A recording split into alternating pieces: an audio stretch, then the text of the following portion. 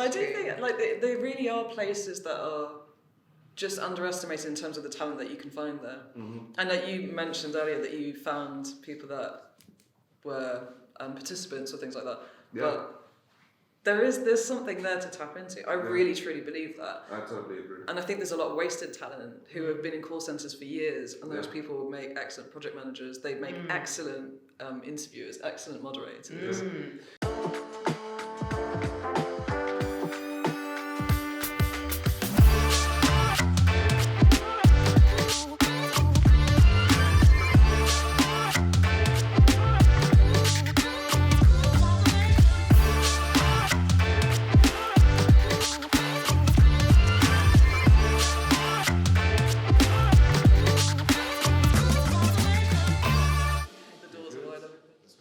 So guys, I am here with Nadia Dillon and Claudine Levy. Got the right Levy from Truth Consulting. How are you guys? Not bad. Good, yeah. We've been having a nice conversation for the last 20 minutes that no one's going to be able to see. No, so. we'll get into a little bit of that kind of stuff as well. So how long usually I do this one-on-one, so I'm going to try and just spitball it around. Tell me about how you got into the industry. Now, were you these rare unicorns that actually wanted to do market research? Or like the rest of us, it's just sort of like somehow fell into it, just happened? It's like a hidden sector, isn't it? It's so Really? weird. Yeah. I know so many people who'd be fascinated to work, and so many people are jealous of my job. And and ask, how'd you get into that? Well, it's such a random kind of thing to do. But yeah, for me, I guess fell into it. I don't know how anyone falls into something, but I was really interested in like strategy, consumer behavior. I'm essentially just incredibly nosy. So I wanted to do something in that field. It was either become a psychotherapist or become a qualitative researcher. Yeah.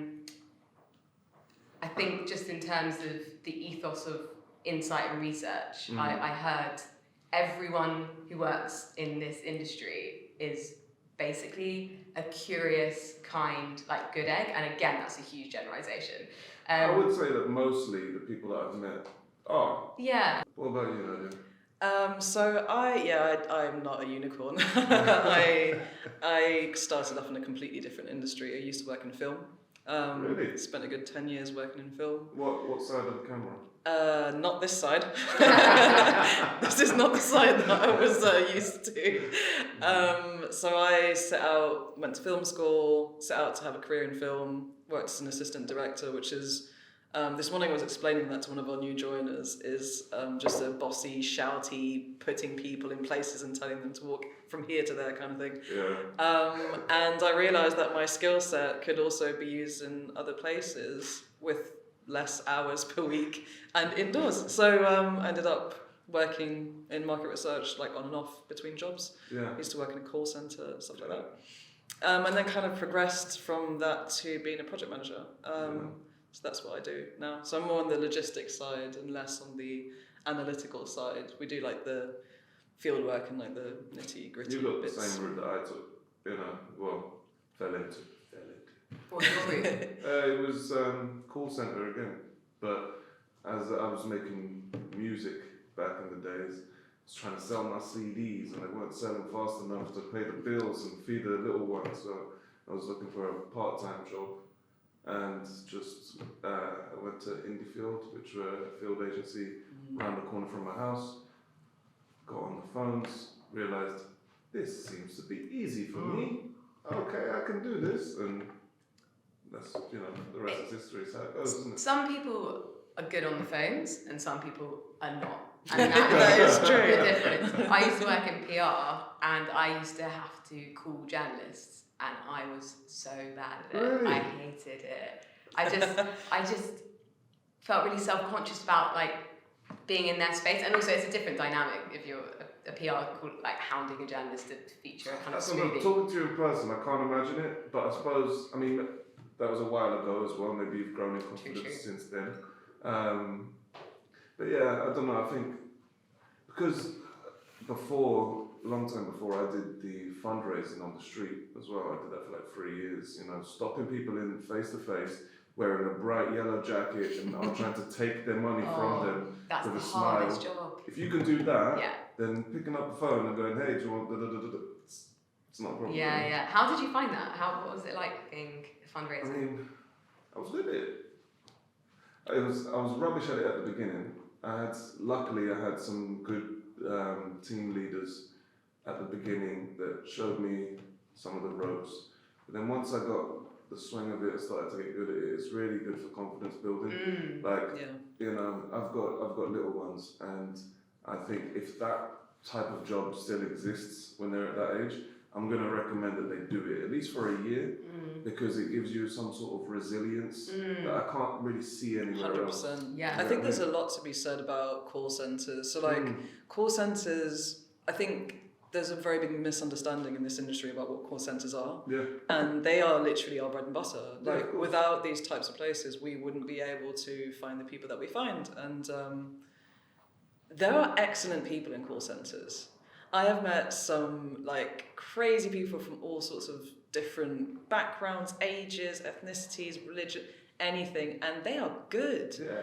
The people skills you need to be able really to manage that, is amazing. It's you know, skills, but it's also the ability to deal with rejection. It's Yes. also resilience. Because you can have all the people skills in the world, but if you take one knock and you're all of a sudden on the floor like, I can't do it. Yeah. You know? Yeah, But then you have to how build does that set you up for life? Because Yeah. life is rejection, you know? Ooh, A that's lot. bleak. I won't say Life is rejection. That was too far. Life is full of rejection. But I do think like they really are places that are just underestimated in terms of the talent that you can find there. And like you mentioned earlier that you found people that were participants or things like that. Yeah. But there's something there to tap into. I really truly believe that. I totally agree. And I think there's a lot of wasted talent who have been in call centres for years, and those people make excellent project managers. They make excellent interviewers, excellent moderators. Well, and, you know, this sort of interchange, this sort of divided camps between research side and operations side, we can start to bridge that. There's so much talent that can be going from one end to the other. That twice in a row. That was quite a gift. It's we'll true. Keep that in.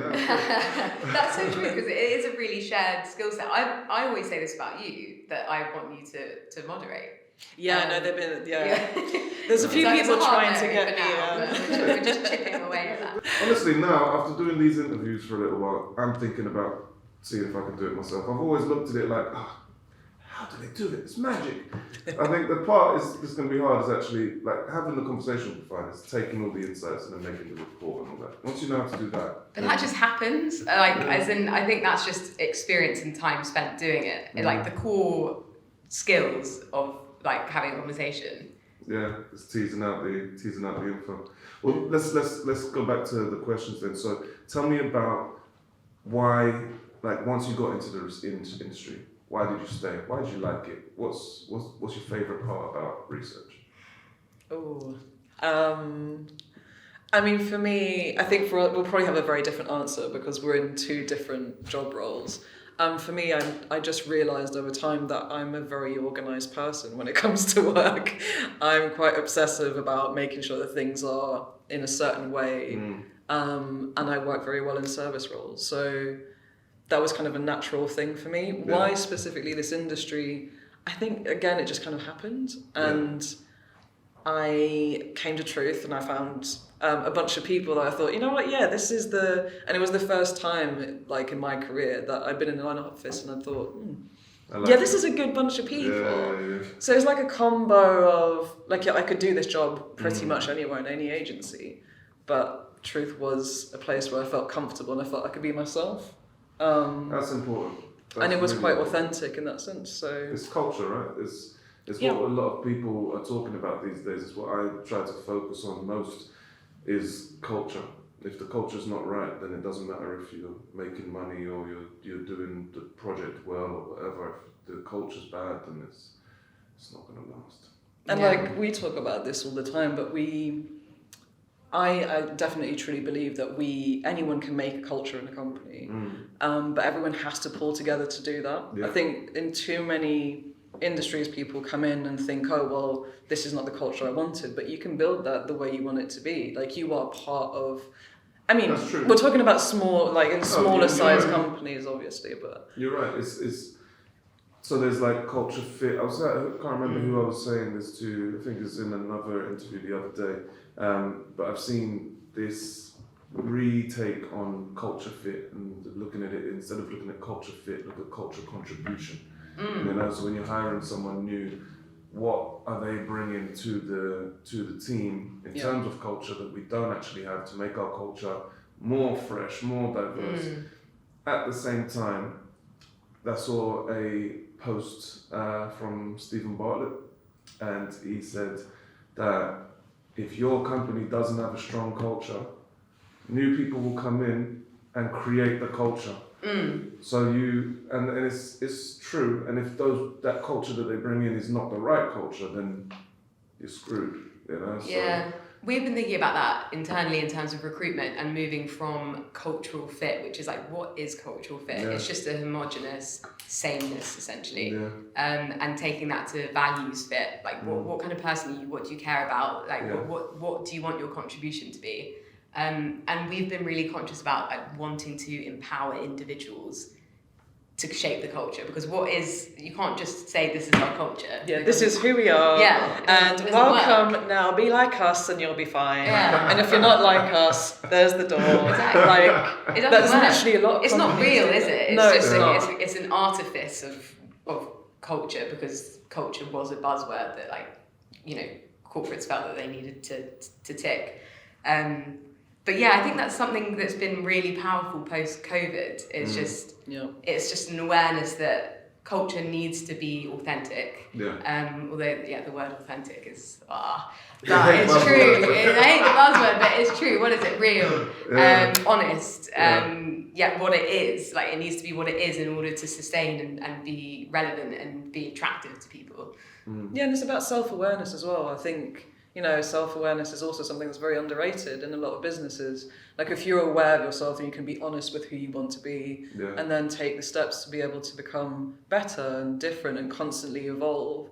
Like, I hate the concept of companies that project themselves as complete. We are complete. We've ticked all the boxes. We do everything that we need to do. Like, at Truth, we've had so many open discussions about, okay, so we're this, but what can we do to be better? How can we make it better? What more can we do? That you can't ever sit back and be like, we're great now. That's it.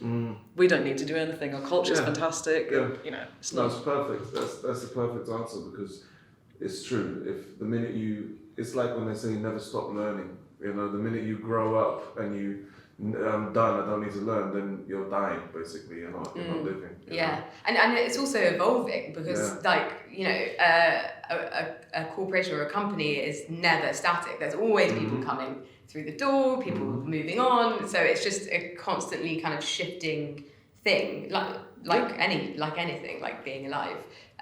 So you constantly need to just be. I think that's something that Truth have just started doing much more of just being like, what's going on here? Like, what's the lay of the land? Just a bit more reflection, self-awareness, as you say, and also accountability. Like, oh, okay, this is happening. This isn't great. For example, there was a period where people were, and it was COVID related. People were on mute more than they were previously, and it's just a really small cultural thing where like people weren't bringing themselves to like a meeting, or you know, and it's just a really small thing of like, even if you're off mute and you're not speaking, that's fine, but don't put a barrier in place to mean that you feel that you can't speak. And we had conversations about that, like, what is it? Is there something going on that people are not wanting to speak about, and just asking questions of curiosity. We're curious as a sector, and I think applying that to creating culture is just always going to be a powerful thing. Definitely. And I think COVID and working remotely, so now we're hybrid working, but working remotely has been very beneficial for some people, but it's reduced visibility for other people, and it's something that a lot of businesses, including Truth, are trying to like course correct. Yeah. For me personally, I don't know, it made me a lot more confident, weirdly enough, to be talking behind the comfort of a camera in my living room, and suddenly I just kind of built up a bit more confidence that reflected in like my interactions face to face now. But then I may be a bit more extroverted than other people. So like it's true. It's a constant evolution of trying to make sure that no one feels left behind, and that we don't. So one of our things, we're part of the D&I steering group at Truth, and one of the main things that we started off doing, we were thinking about recruitment and what can we change, recruitment of respondents or of staff and so on and so forth. Was we want to not inadvertently exclude people rather than deliberately include people, because I think there's two very different things. Positive discrimination exactly versus inclusion, and that's ever changing, and it will be ever changing for a very long time, and hopefully change for the better. But yeah, like exactly, it's just something that's in constant evolution. Tell me about the D&I steering group within Truth. Because, I mean, first of all, how big is Truth? I haven't done my homework. How many of you It's a bit of a mystery, isn't it? As we're talking about ever-changing, the size of Truth is ever-changing. We're probably about 40 plus now, 45 maybe. Yeah, we've had a good period of growth. Luckily for us, during the pandemic, we actually did quite well. And we've had the opportunity to bring on more people. We're actively recruiting. There's a little bit of... link to the Sign up here. Yeah. Just put a little like tag above my head. And yeah, with that, like everything else, what happened during the pandemic, not to like label it, but I think Truth, like a lot of places, had to rethink how they did things. Not necessarily just because of George Floyd, because I know that George Floyd is a big thing. A lot of people cite that as a specific moment. And it shouldn't have been a moment. And it shouldn't It was have. a moment. It shouldn't have been a moment, because there was how many others before that was exactly the same thing. But yeah, I think it was a catalyst for some sort of culture shift, at least in the business world. Sorry to interrupt. Oh no, of course. No, but you're right. Like I think 2020 and the pandemic in general, on top of that specific event, it became very clear that it's not just enough to be a place that, for anywhere, that has a salary and a job role. Yeah. You also need to have, and benefits. There's other things, like we're talking about culture, and this is exactly where that initiative came from. Yeah. And we decided to kind of pick apart. There's a group of us. But then we call it a steering group. I just want to kind of correct that a little bit. For us, D&I is the entirety of Truth. Like, it's not a bunch of people who sit there and patronise the rest of... See what I mean? I absolutely hate that. Sometimes now you see like job postings and stuff, and they're like, oh, we want a D&I specialist. Like, I don't know what a D&I specialist is. None of us should actually even think that that's who we are. I think we're just people who are passionate about fairness and equality and transparency, and that's who we want it to be. Yeah, and I think that that's what personally feels really special about Truth, genuinely, is that it's not a D&I piece. It's a kind of who are we fundamental reckoning piece. And it's something that we are really wanting to address and be conscious about. Because I think for so long, it's just tacit, like unconscious behaviour that reinforces the system. And we just needed to look at everything, as we do in our insight process, unpick things and think about, okay, how can we be accountable for what's happening and for the areas that we're not hitting the marks that we need to be hitting. So we've just, we've recently sponsored and created a new MRS award. I think I saw.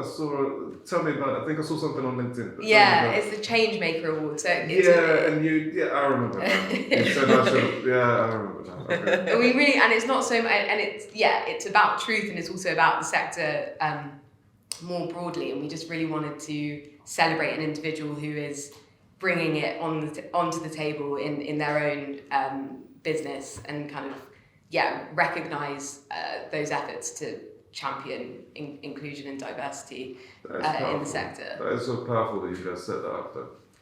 That is really powerful. So you did it with Leah Morris? Yeah, we worked with them. Nomination's still open, so we're awarding prize money for kind of a chosen initiative and also a personal kind of thank you prize to the individual. But I think just generally it points to the fact that we just now want to shine a light on the things that are not quite right in terms of recruitment processes, internally for the team, and recruitment for participants. There was just so much tacit stuff structurally that just meant we were speaking to a group of 8 white people. Yeah, it is kind of, it's quite shocking, and it's not new that in market research specifically, when we're talking about the fieldwork side, there's a complete lack of diversity. It's blatant. It's crazy that that's the case, especially in somewhere like the UK, because obviously Truth does international work. So if you're looking in like rural areas of China, obviously it's going to be a bit different in terms of like diversity. Yeah. But in the UK, to me now, there's no excuse to not be able to have a diverse panel. It's areas of the UK because there is a fair argument to say if the research is happening in rural Inverness, where it's 99% white, then the group's going to be white. That's fine. But when you're talking about London, where it's based on the last census, nearly 45%, probably more by now in June when it comes out, then it doesn't make sense. Exactly. But it's not even just in the UK. When we talk about international, like I remember someone told me in Brazil, the country is like 55% black or something like that, or a bit more, yet the research is 100% white. Yeah. It's just basic. The research needs to represent the people it seeks to represent, like whatever that might be in any given context. I remember doing a project for Britta, and it was about parents trying to encourage their family to drink more, and we decided to do a group for single mums because they were juggling so much, and they were juggling childcare, working. They didn't have the time to think about exactly what their kids were drinking throughout the day at school, whatever. And I remember that being so powerful. It was a project about a water filter, but there was this group of single mums there, and I don't think they had ever had anyone stop and listen to them. And that's what struck me. You asked about the moment that you decide to kind of stay the course in a sector. I was just like, these people are feeling heard. This is so powerful. I know it's a focus group. It's going to be over in 2 hours, but this is a space for people to express their thoughts, opinions about things, and be heard, and have that actioned and taken to our clients and stakeholders, and that's going to shape the products and services they're consuming. It's going to change the world in a small way. Exactly. I totally right. That's the same sort of feeling that I got when I finally realised what it is that we actually do. It's like, even as a kid, I always was into this sort of like politics and activism and change the world. This is a way of doing it, project by project, even if it's the smallest little thing. Coca-Cola changed this on their thing that makes these people feel happier. Well, we noticed like some things. So we basically set out, one of our first initiatives was to change the way we recruit participants, and to make sure that we create supply and demand, because this is about supply and demand. If most people who recruit participants for market research don't have a diverse panel, it's because no one's ever asked them that. I say that same thing all the time. And we had a really good response from our suppliers who were like, oh, finally, yes, this is what I want to be doing. This is fun. This is cool. And it does change a lot of things. We had something recently where we were looking into, when we say diversity and inclusion in our screeners, it's not just about one specific thing. No. We're looking for people from all different backgrounds. And one of the things that we wanted to shed a light on when we started this process was around differently abled people who have suffered from long-term illnesses or things like that. And we realised something very simple. There was a campaign a few years ago that Maltesers did, where they included people who had some form of disability into their commercials, their profits went through the roof when that happened, because there is a whole market out there of people who don't feel represented when it comes to marketing, and it comes to, so it is literally that. It changes people's mindsets. Representing people more in advertising changes over time mindset. We're all influenced by marketing in some way. So as much as we don't want to admit it, we are. Like, if you look at a brand and they have two different ways of showing the world, you'll tend to go towards the one that you identify more with, and that's just a thing. So I have heard some pushback, mostly from like people of the, let's say, yesterday, but why is it now every time I look at an advert, I see another black person on the advert? I don't even have any black people living in my neighborhood. It's like, can't you see? It's including people for the future. But it's very interesting. I think the future is going to be, kind of like back to what we were saying earlier about there was never perfect. I think we'll never get to perfect. But it will be really, really interesting to, I hope, for like the next generations to see what life is like there when we have the sort of, fruit of all of this work that we're putting in now. Yeah. And I think there's something to be said about that dialogue. Like, we get questions, we get pushback sometimes in the way that we recruit. I mean, we went from bog standard market research that everyone was doing to having groups that are a bit more colourful, for lack of a better word. Not colourful in terms of skin colour, just colourful in terms of difference. And sometimes we have questions about it, but I think, as you said, like, depending on the generation or where people are from, I think it's important to have that dialogue with people.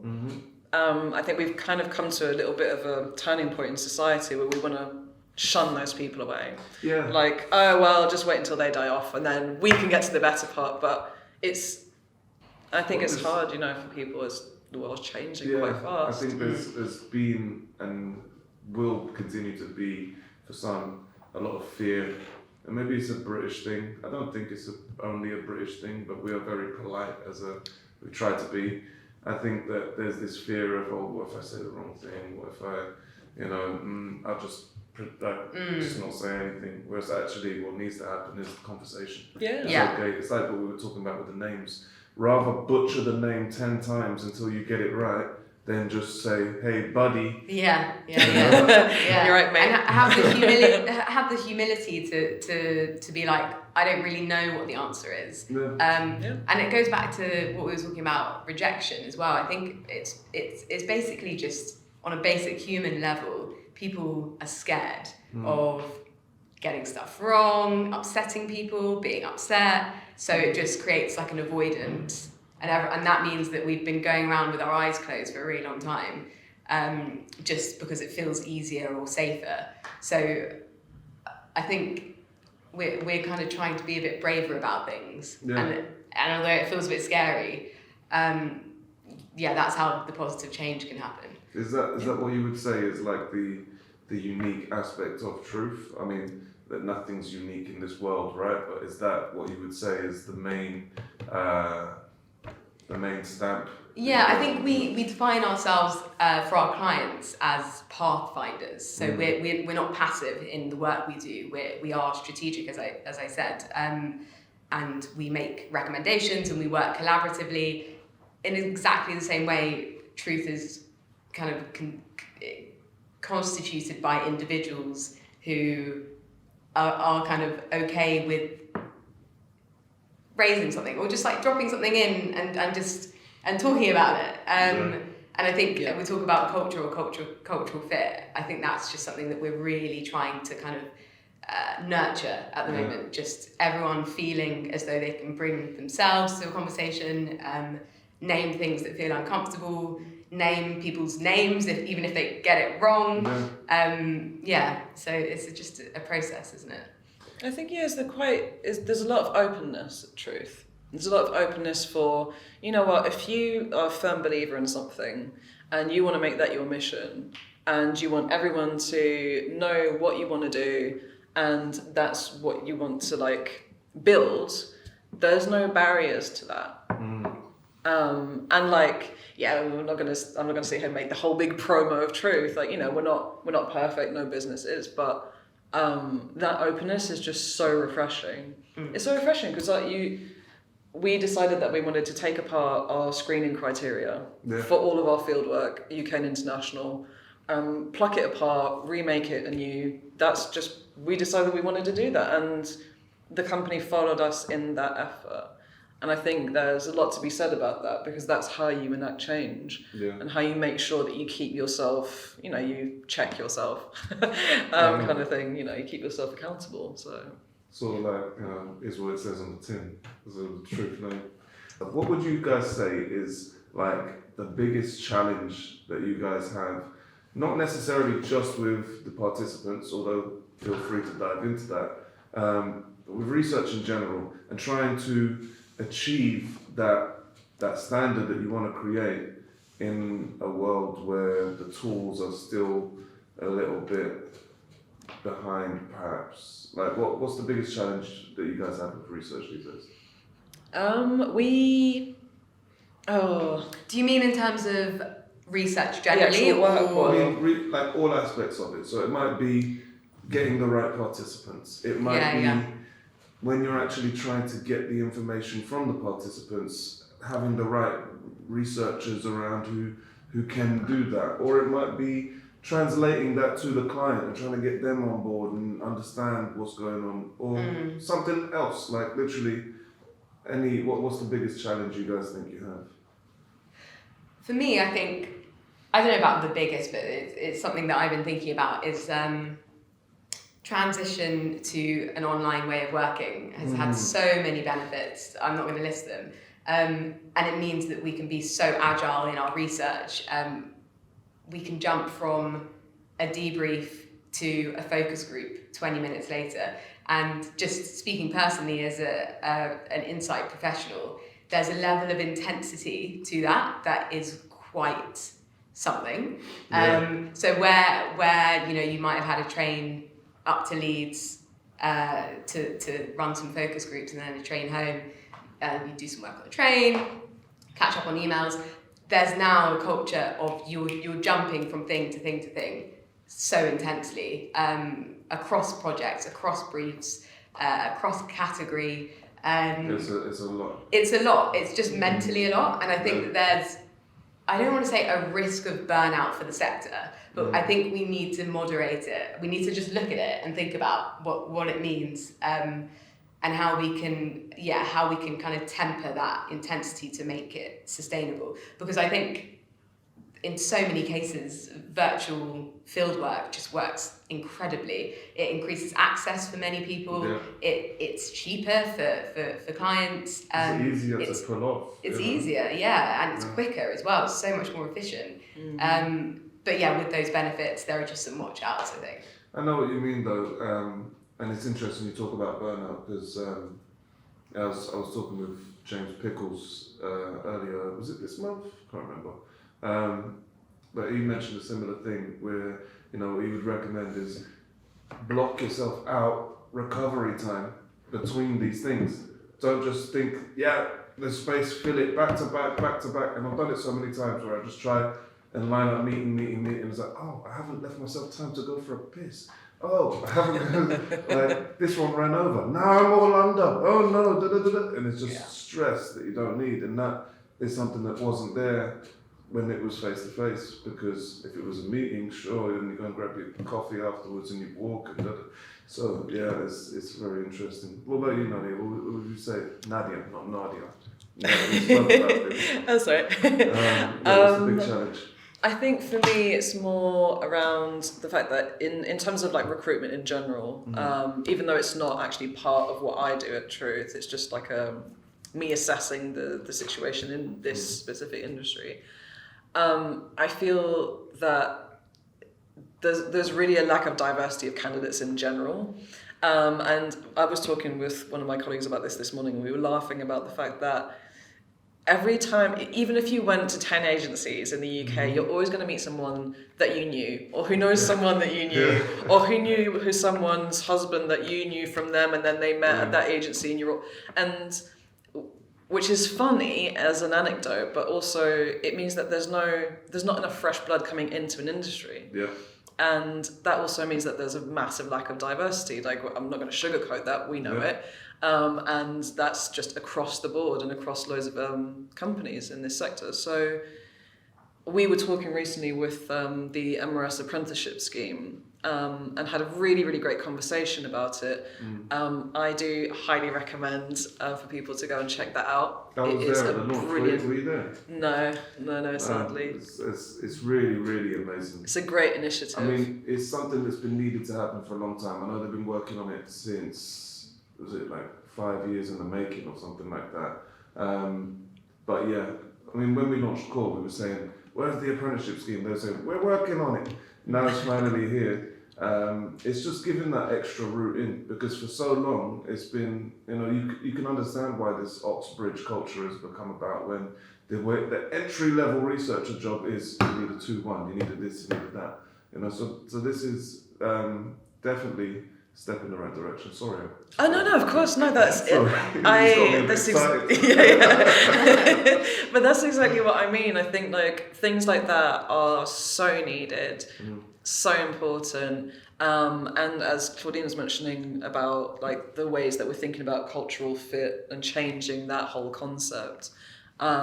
We've recently recruited people who didn't have any experience as strategists or researchers, and some people are actually brilliant, because when you come in with a completely fresh mind into an industry, sometimes there's raw talent that people don't realise. Like, there's things that need to be recognised. A CV is not enough anymore. Like, we need to move away from that. Of course, there's very specific. If you want to be like a data scientist, fair enough. You still kind of need a little bit behind you. Skills though. I mean, who is it Exactly. age of YouTube or Google? Like, better than CVs. They would be just like, here's a video recording of an interview.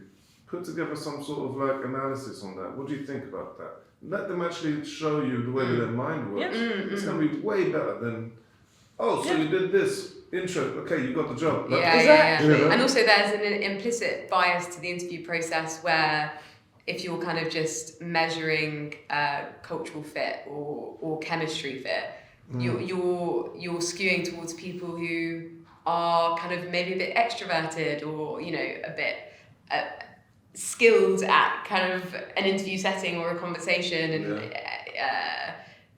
have a kind of degree of charm or whatever it might be that you're measuring, and people that are introverted don't benefit from that. So exactly, that's the kind of stuff we're looking at, is really like throwing out the window our need for potential candidates to have gone to university at all. It's exactly, how does your brain think? How do you approach? And our tasks are now, here's some transcript excerpts. Just go in, have a think about it. Tell us what you thought was interesting about this. That's bearing so much fruit for us. So. And it's like, as we were saying earlier, to not inadvertently exclude people. Not deliberately include, not exclude, like people who go to university. We're not saying we don't want anyone who went to university anymore. We don't want anyone from university, anyone with any experience. We just want Russell Group, get out of it. No, we're not saying that at all, right? Just want to but we don't want to inadvertently exclude people who will end up being brilliant at this job. The MRS apprenticeship scheme does that. They take people who come from all walks of life, who could be just out of their A-levels, or who could be completely upskilling or changing skills, changing industry. And they walked us through it, and I was sitting there thinking, I wish I had that before I got into this job. I could have, I would have learned a lot more about project management had I gone into that, and instead of coming in a bit cold and like building over time. You basically get those skills, and you're employable from the get-go, which is great. So there's a lot of hope for the future, I think. That initiative in particular is a really good one. There's lots of different initiatives that we're all trying to put together. I think that the future is going to be very, very, very interesting for this industry. Stop, I'm gonna move that bit, I'm just banging the hell out of it. All right, tell me about a project that you guys have worked on in the last 12 months that really stands out as one that, you know, is particularly interesting, represents exactly the type of research that you guys want to be doing, and can, you know, for the audience who are watching, who hopefully we're going to get this to some people outside of the industry who are going to be looking in and saying, maybe I should try research. Give us something that's going to make them say, wow, I need to get in there and try something like that. Oh. There's so many to There's choose a lot. from. There's a lot. The one that's really sticks out for me is a piece that we did for a not-for-profit about changing the general public's perception of the topic of children's palliative care. So it was very specific, and it was fascinating to me because it was going on a journey with the general public, starting with their existing perceptions or misperceptions, really, about the subject, and then using a kind of reframing methodology to walk them through a process of re-education about what the subject is. Wow. We did that through online methodologies, showing them kind of different stories and narratives around the subject. And it was so interesting because it really showed that people just didn't want to engage with the idea of it because people assumed incorrectly that children's palliative care was about children dying. And in fact, it's not that. It's about the long-term treatment of children with chronic illness. And so that was a huge kind of narrative that needed reshaping. And we looked at ways of doing that through different stories that brought to life what it is to be a child in palliative care. And that was really powerful. And we worked, our stakeholders was a charity and also parents of children in palliative care. So we presented the findings to them and really kind of tangible ways to shape policy, because, you know, that misunderstanding of the issue really creates an emotional block for people even engaging with the idea. So, and that impacts fundraising, it impacts lobbying and policy making. I think that's one that really stands out to me as a really powerful piece of work we did recently. That is really, really interesting. It's just funny, when you first said it, I thought, oh, yeah, that's like, you know, that's quite sad. But then you think about it, what the word actually means, it's true, so why do people... And I can see how that sort of, oh, this is a topic that's not nice, would affect fundraising, because this is how things work. You know, people will donate to pandas and tigers faster than they would donate to that because they're cute and cuddly. So that's really, really well changing, actually. And there are so many like narratives around the issue that are really positive, that are really enlivening. You know, kids in hospice care are having opportunities and kind of sensory experiences and making connections in like really beautiful ways. Wow. And it's not something that you would think about when you first come to the subject. So yeah, that was quite a special one. That's wicked. Well, wicked. You're gonna try and top that? Oh yeah, no, that's hard to top. That sounds hard to top. But if you've got anything, let me know. From my perspective, it's kind of a bit different because I work across a lot of projects at Truth, which is a typical project manager. So I have like little moments that have stood out for like good or bad reasons in the past 12 months, like even up to probably 2 years. But one thing that actually really particularly stood out for me is we were doing I can't really give too much information for obvious reasons. Confidential. You know, not long after we started rolling out this new initiative around how we recruit participants, and one of our moderators was in a group of people, and they talked about different topics. I don't know, like keep it as, and at the end of the group, one participant decided that they asked if they could stay to ask an additional question after everyone had left. And once they did, and they asked, I'm in a wheelchair, did you choose me specifically for this? And Ooh. the moderator replied, no, but we made sure that we would include you because this is actually part of our initiative, and kind of explained. So we have an initiative to attempt on a best efforts basis to include at least one person in every project that we do who suffers from a long-term illness or who is differently abled or any type of disability. So we explained that, and they felt just elated about it. And like, it made me feel so warm and fuzzy. Like, even to this day, it kind of makes me a bit emotional, because they said, well, you know, back when we did face-to-face, I would never be selected because, you know, not every building's accessible. Not all venues are accessible. And it's like, it was really the first time I was like, oh, it's okay. So it's small, but we're doing something. This is why I'm passionate about stuff like this. This is what we want to do. This is how we want people to feel.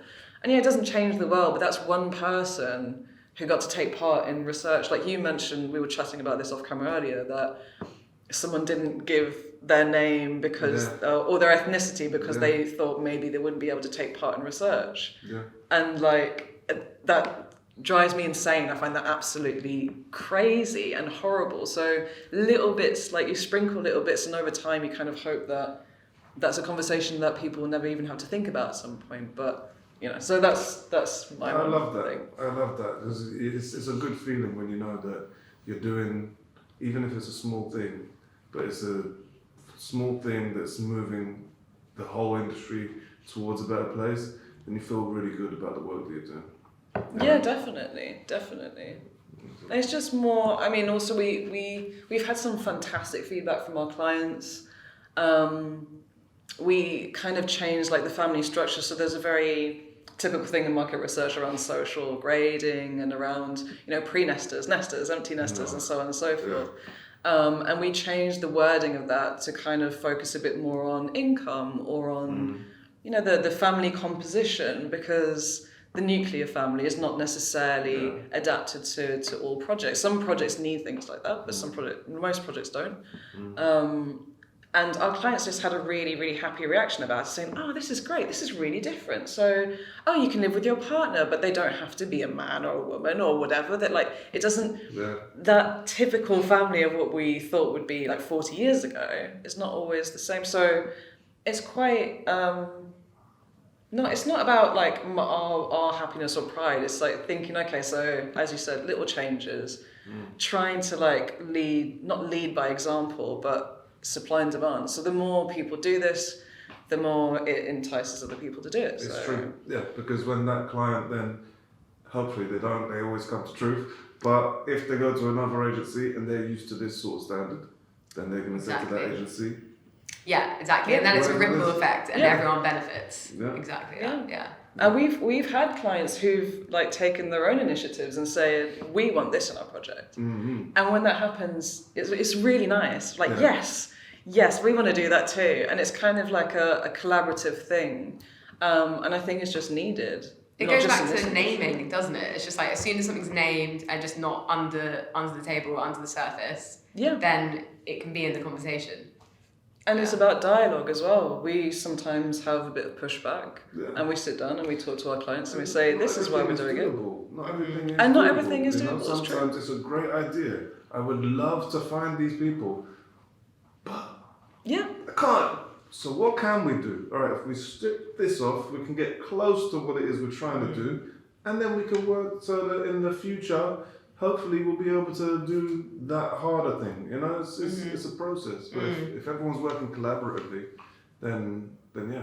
It's just about honesty and transparency, isn't it? I'm interested to know, Theo, your example of a recent kind of interesting project or challenge that you've had. I got an interesting challenge. It's sort of my go-to whenever I try to show like we can do really hard stuff. It was last year. We had a project targeting 20 ultra right-wing Polish people living in London. That's very specific. Really, really specific. And the thing is, what was interesting is that no one identifies as ultra any wing, you know, because it's like that old adage, you know, if you're crazy, you don't think you're crazy. You think you're sane, right? So you can't just say to someone, "Hey, are you ultra right wing?" Because they're gonna say, "No, I'm Are you normal. pro-fascism?" I'm normal, you know. So and like the client hadn't really given us like the screening materials to be able to filter all of that out naturally. We had to really think about how we're going to do this, right? Because so what we started with like a whole bunch of like attitudinal questions, and there's like these calculators and stuff that you can find online, which is like, are you left wing or are you right wing? What are your views on gay marriage? What are your views on immigration? Scaling charts, and then like filtering people through. But even with that, what we found is we were putting it out wider and wider groups, all the different recruiters, and everyone's just either going middle or left. We could get nothing, like maybe a little right, but never this ultra right. So in the end, what we had to do, and I won't say the group, and I hope that they don't watch. I mean, they probably are definitely not watching my videos. But basically, we went on Facebook and we went to these like kind of like hate groups, basically, like nationalists in London, very military orientated, all in Polish. So it's like trying to translate, what does this mean? And at the time, my friend was working with me, Joe, and he's a white guy. So I was like, I can't talk to him. You got to talk to him. But we reached out to them. A few of them hit back with no, not interested. Most of them didn't reply at all. But there was one who was like, wait a minute, I can make some money.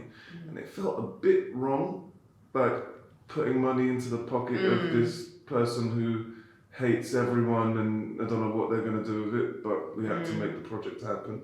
And in the end, he basically went out to his network and got us 20 like-minded people who hate everybody, and it was charming. Yeah, it was, charming project. It was not a charming project at all, but it's probably the most interesting route to getting the people that we've taken. It felt like a little bit like Louis Theroux, you know, going through like infiltrating these places. It was really, really cool. Yeah, and you mentioned that it's really interesting to think about like lining the pockets of people that you really deeply disagree with, and it must have been such a challenge to moderate those sessions as well. Just creating a kind of judgment-free zone so that we can understand the thinking of the people who think this way. And sometimes it happens naturally. Like we've had, trying to not give too many specifics, but we've had situations where, as it so happens culturally, or the product that you're talking about sparks something in a group of men, for example, you know,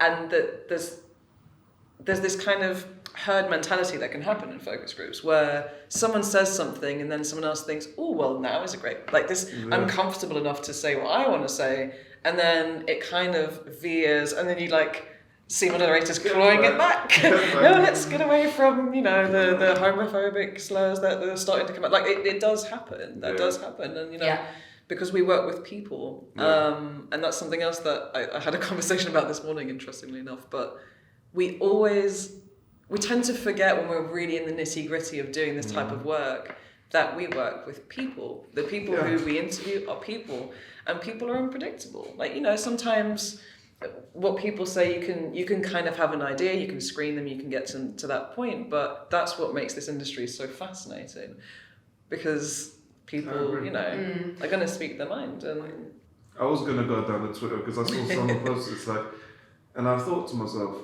what? Because they were like, free speech is fine as long as it's not hate speech. And I'm like, but who defines hate speech? Because then you can't, you know, it's like when we have these talks, you know, round tables and stuff like that. Like, I'm very much for, let's get people on this side, people on this side. People who disagree are never included in the round tables and the discussions, which then just creates this what do you call it, echo chamber, you know? And then so who are you helping? You're preaching to the choir, and the people who are not interested are just not looking because they're like, that's not for me. So you're not changing anything. Yeah, exactly. And it doesn't cease to exist as well. Yeah. Like there's this kind of thing nowadays, we haven't quite got yet to that balance. We think, oh well, if we make it go away and we ostracize it and we make sure that it's not allowed to be anywhere, it doesn't cease to exist.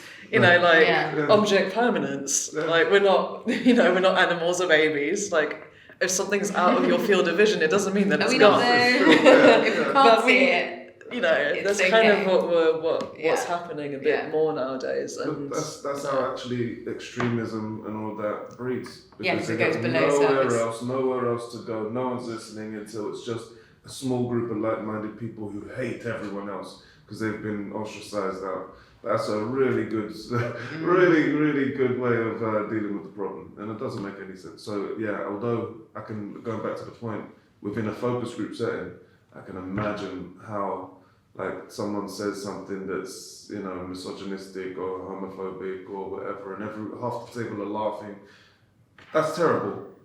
But you can say, please don't. But you can't say get out, because that's part of society, and if we don't include them, then what's going to happen? I think like we the umbrella term diversity and inclusion is. Some people associate with wokeness. I hate that word. It drives me absolutely nuts. But like everyone understands what I mean when I say that. Diversity and inclusion is not just about let's all be progressive and liberal and include the people that are like-minded and want the world to be a better place. No, diversity and inclusion is also the people that we disagree with. Yeah. You can't ostracize people just because you don't agree with them. And as you said, it makes people worse and it creates pockets of society. And then things end up happening like storming the Capitol in the US. Like it makes the situation worse. And, And actually, I think, any good idea should be able to stand up to scrutiny, should be able to stand up to taking a beating. And actually, I don't know if I've had a good idea until I present it to people and say, tear it to shreds. Like, literally, what's everything wrong with this? Because if it can still stand strong, then it's a good idea. If not, then I've missed something and I've got to fix it. So, like with all of these positive initiatives that we're talking about doing, if we're not letting the people who disagree say it's wrong for all these reasons and then address all those reasons, then there's massive potential holes that are in there. So. And also as insight professionals, our neutrality is central because we need to be communicating how people are thinking and feeling about things and about the world. And if we add our own lens of interpretation, it's a real danger in moderation, also in analysis, that we can't let our own politics filter into that analysis process because then we're just espousing what we think about things, and it can be really difficult. Yeah, absolutely. And examples of people, us testing creative development, and we're talking about representation, and there might be same-sex couples in the kind of show reel, and there's pushback, and that's really difficult. What do you do with that? Do you relay pushback? Thankfully, in this day and age, that pushback is marginal now. But yeah, I think the role of our neutrality is really kind of sacred. Yeah, definitely. I also think like one of my favorite sayings is we're all products of our own environment, and there's a lot to be said about that. And I think that I love people who challenge people. I love people who challenge me. Like if I say something and it's stupid, I like the idea of someone coming to me and saying, what you just said is stupid. And I might get angry and frustrated and be like, how dare you call me? But then it makes you self-analyze. If you don't self-analyze, or you don't sit down and not walk out the room and say, okay, why am I stupid? Well, I think you're stupid too. Was it stupid? Maybe it was stupid. And then, and you're like, maybe it was, or maybe you disagree or you agree. But I think closing yourself off from that dialogue keeps people products of their own environment.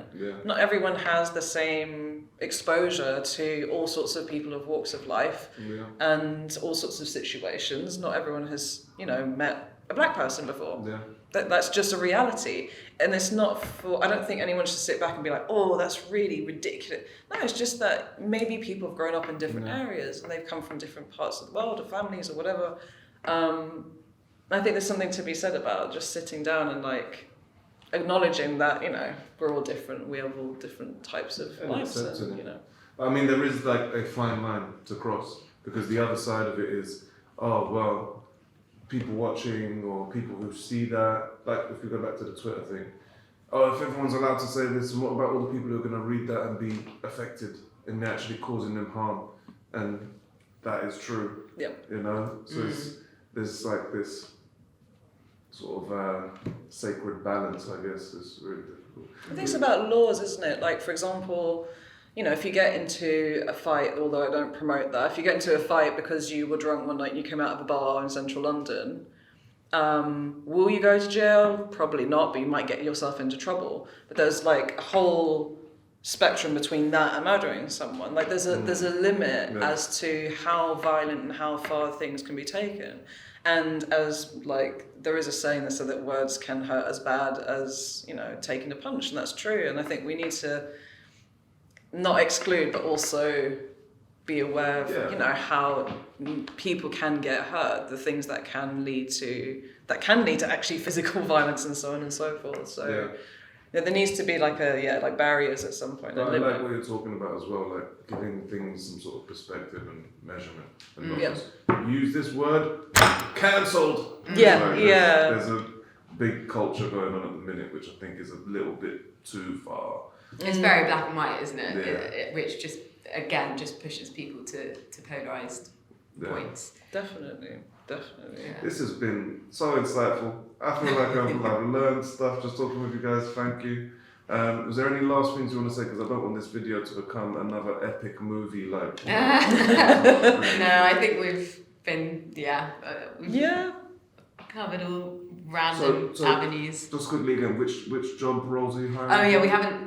What are we hiring for? I mean, we're hiring across levels, aren't we? Yeah, we're hiring across levels, across qual and quant, entry level all the way up. So people are watching.